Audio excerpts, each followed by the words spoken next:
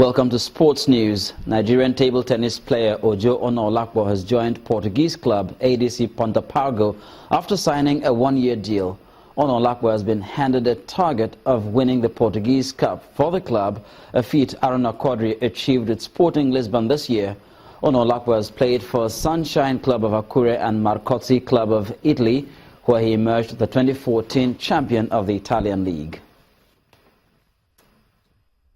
In football, Super Eagles technical advisor Gernot Rohr has replaced injured defender Leon Balogun with Uche Agbo for the next month's 2018 FIFA World Cup qualifier away to Zambia's Chipolopolo in Ndola.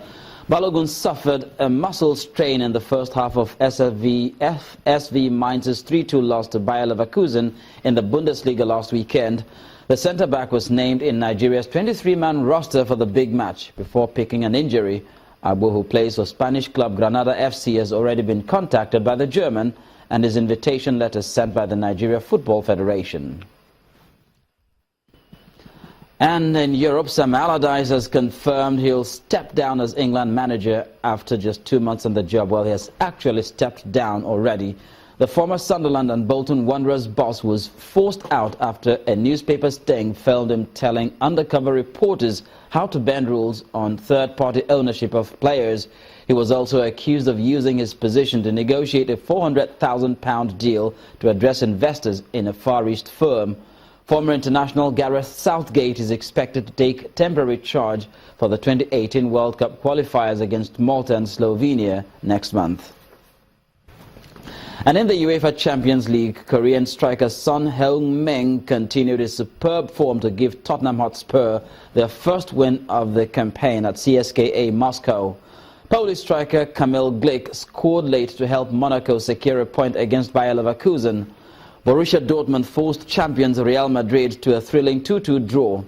Algerian striker Islam Slimani scored the only goal as Leicester beat Porto 1-0 to maintain their winning start to the competition. Juventus compounded the woes of Dinamo Zagreb with a 4-0 defeat, while Sevilla edged past Olympique Lyon 1-0. In boxing, Tyson Fury is moving closer to being stripped of his world heavyweight titles after the WBO gave him 10 days to clarify his medical status. Fury was due to defend his WBA and WBO belts against Vladimir Klitschko on October the 29th, but the fight was called off for a second time after his management team declared he was medically unfit to fight. The undefeated 28-year-old, who withdrew from the original July the 9th date owing to an ankle injury, could now lose his titles, which he won when he ended Klitschko's 11-year reign at the top in November last year. That's it on Sports News. Back to Amarachi with the rest of the news at 10.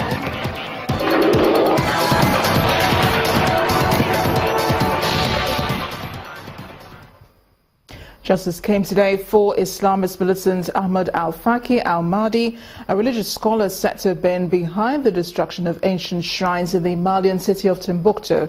The historic mausoleum he destroyed back in 2012 were considered among the UNESCO heritage sites. Al-Mahdi was said to have led rebels who used pickaxes and crowbars to destroy 9 of the mausoleums and the centuries-old door of the city's Yahya Mosque. The court in The Hague found that he not only offered logistical and moral support for the attacks, but also took part in the physical destruction of at least 5 of them.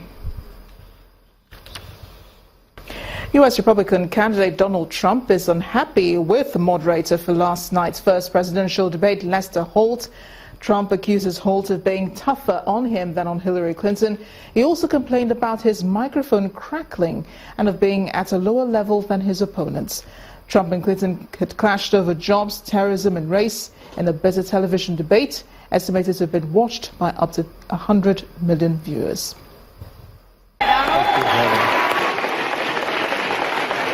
Our jobs are fleeing the country. They're going to Mexico. They're going to many other countries. With these strong words, Donald Trump opened the 2016 U.S. presidential debate, which has generated wide interest nationally and internationally 6 weeks before the November 8th election. Democrat Hillary Clinton also went on the attack, accusing her opponent of pushing economic policy that favor the rich at the expense of the middle class. The kind of plan that Donald has put forth would be trickle-down economics all over again. In fact, it would be the most extreme version, the biggest tax cuts for the top percent of the people in this country than we've ever had. Meanwhile, Donald Trump says African Americans and Hispanics in inner cities are living in hell due to violence.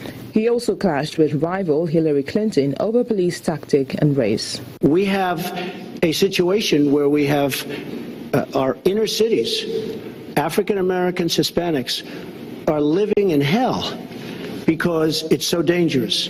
You walk down the street, you get shot. It's really unfortunate that he paints such a dire, negative picture of black communities in our country. Oh. You know, the vibrancy of the black church, the black businesses that employ so many people, the opportunities that so many families are working to provide for their kids. There's a lot that we should be proud of and we should be supporting and lifting up. But we do always have to make sure we keep people safe. At the end of the day, both candidates agree that the nation's interest is what matters the most. I support our democracy, and sometimes you win, sometimes you lose, but I certainly will support the outcome of this election. I want to make America great again. I'm going to be able to do it. I don't believe Hillary will. The answer is, if she wins, I will absolutely support her. All right. The debate, the first of 3 face-to-face matchups between the two candidates, was held as opinion polls show a tight race between Clinton, a former Secretary of State, and New York businessman Donald Trump. And the main news again.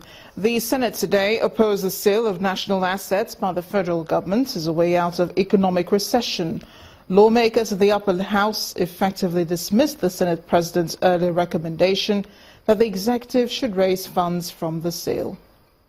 Also today, pension and financial experts across Africa met in Abuja to discuss ways of getting the pension administration systems on the continent right. And the International Criminal Court today jailed a Malian Islamist militant for destruction of historical monuments in Timbuktu. That's the news at 10 tonight. Thanks for watching. I am Amarachi Ubani. Good night.